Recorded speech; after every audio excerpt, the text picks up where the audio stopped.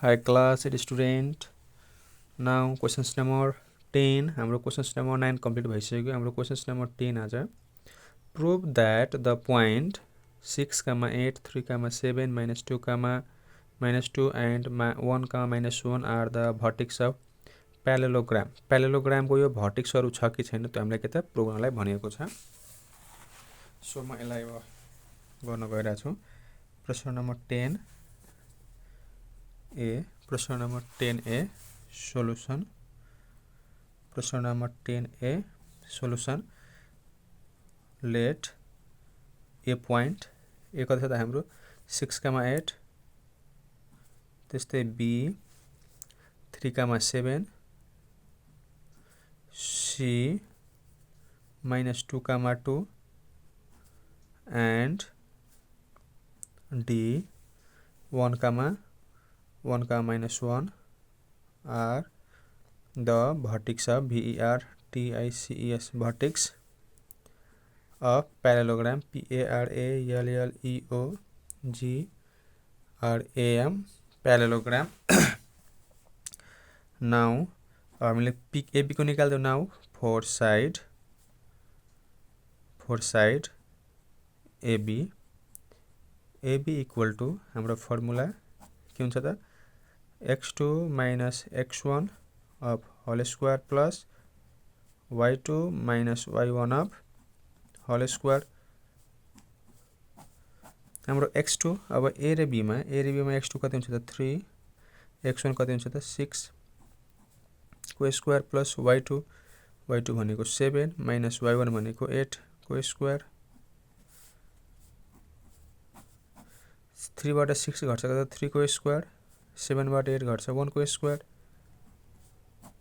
3 को square 9 plus 1 कति हो त हाम्रो यो 10 युनिट. त्यस्तै हामी फेरि निकालौ. अगेन फोर साइड हाम्रो AB को भइसक्यो. BC को for side BC equal to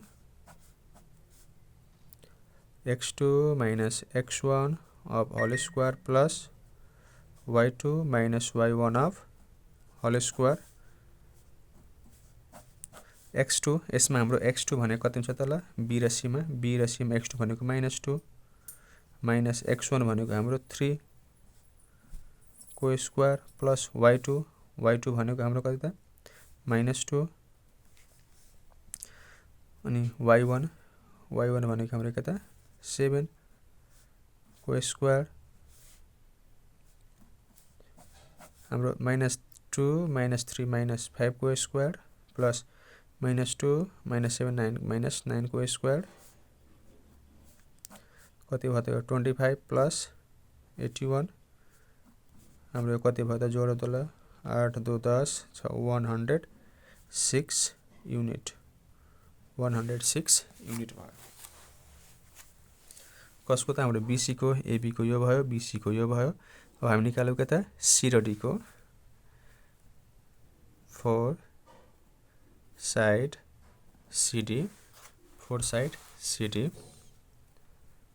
CD equal to हाम्रो फर्मुला के हुन्छ x2 - x1 को whole square plus y2 - y1 को होल स्क्वायर.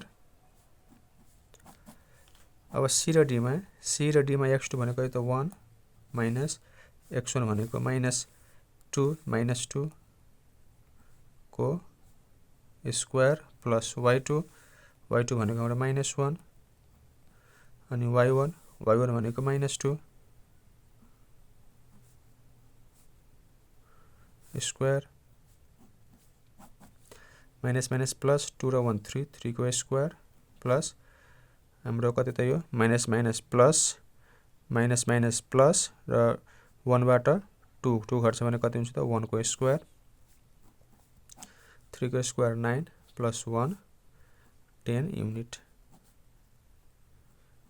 भयो. त्यस्तै फेरि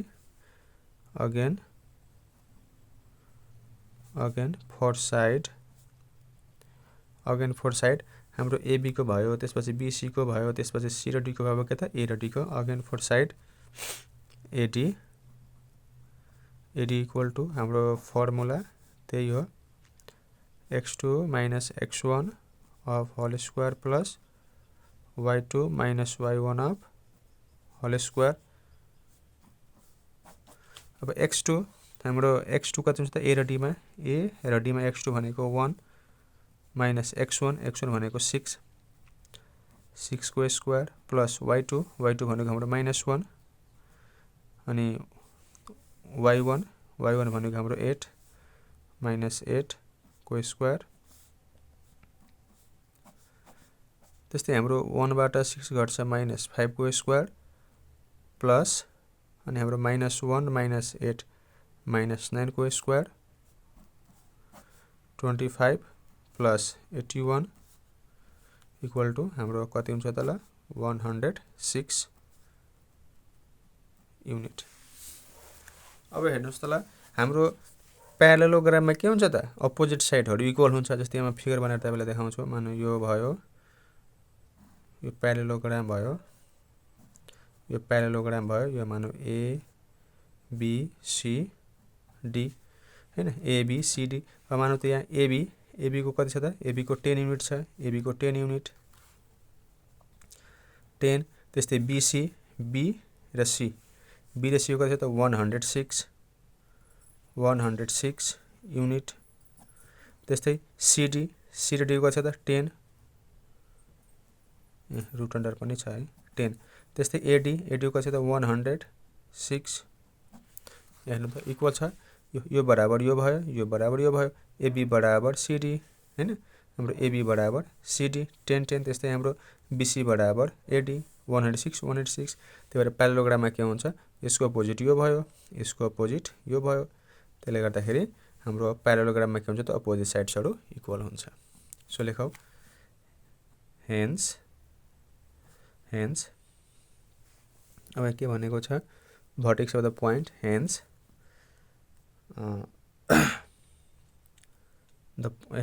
the point of hence हामी लेखौ hence a b c d represent RE अथवा vertex of vertices vertex of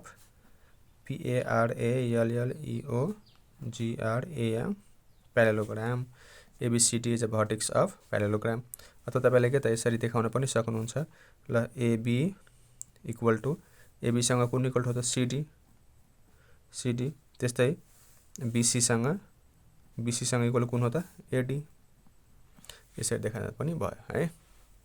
ल यति हामीले गर्नुपर्ने हुन्छ। सिमिलरली क्वेशन्स नम्बर 10B 10 को B मा यता गर्छु। हाम्रो 10 को B 10B solution 10B solution let P मानौ अब P 4,8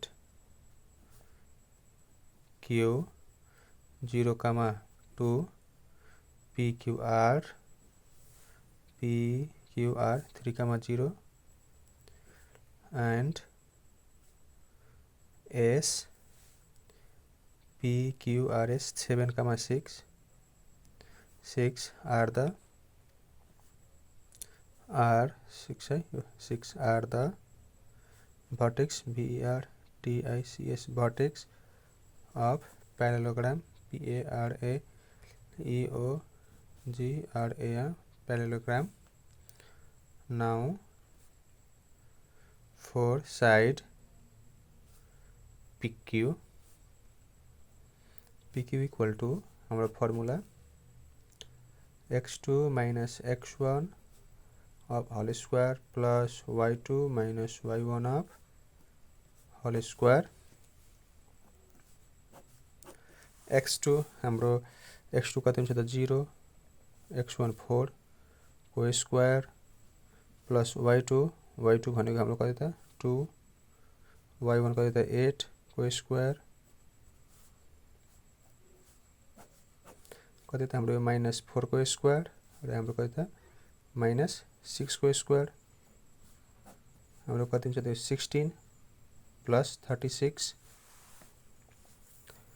इक्वल टू हाम्रो जोड भने कति हुन्छ 52 युनिट। फेरि हामी यहाँ लेखौँ अगेन फोर साइड हाम्रो PQ भइरहेको कति QR for side QR equal to हाम्रो formula x2 minus x1 of whole square plus y2 minus y1 of whole square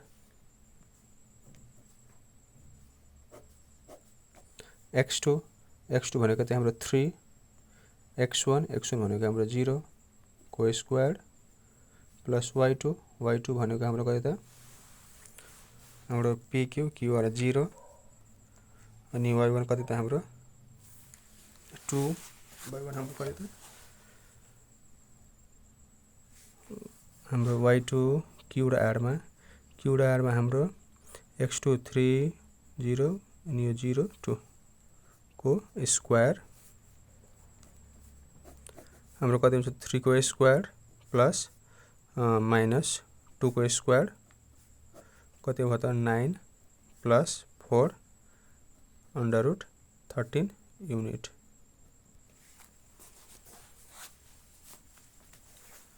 त्यस्तै हाम्रो अब के त PQ भयो QR भयो। अब के त हामीले RS को निकालौ for side RS for side RS equal to x2 minus x1 of whole square plus y2 minus y1 of whole square x2 कति छ त हाम्रो x2 हाम्रो R र S मा x2 भनेको 7 माइनस x1 भनेको 3 को स्क्वायर प्लस y2 भनेको 6 y1 भनेको 0 को स्क्वायर 7 बाट 3 घट्छ 4 को स्क्वायर अनि यो 6 को स्क्वायर हाम्रो कति भयो त 16 प्लस 36 कति भयो त हाम्रो 52 unit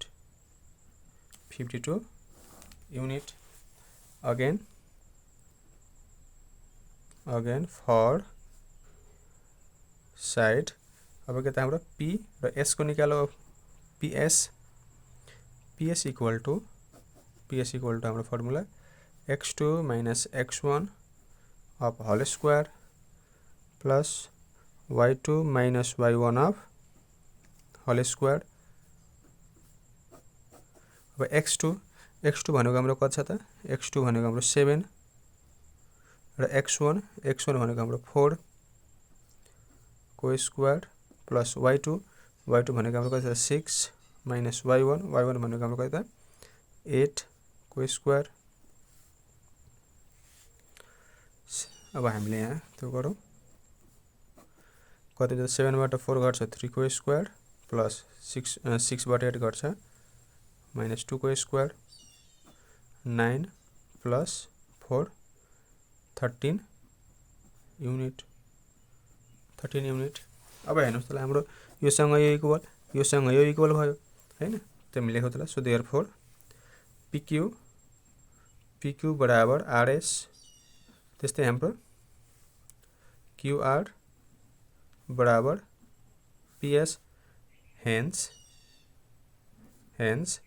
PQRS are the vertex vertices of parallelogram parallelogram parallelogram। So class 8 students हाम्रो क्वेशन्स नम्बर 10 पनि कम्प्लिट भएको छ। अब म क्वेशन्स नम्बर 11 अर्को भिडियोमा लिएर आउँछु। तबसम्म तपाईहरुले च्यानललाई सब्स्क्राइब गर्नुहोला, भिडियोलाई शेयर गर्नुहोला र भिडियो कस्तो लाग्छ लाइक कमेन्ट गर्नुहोला। हस्त धन्यवाद। Thanks for watching.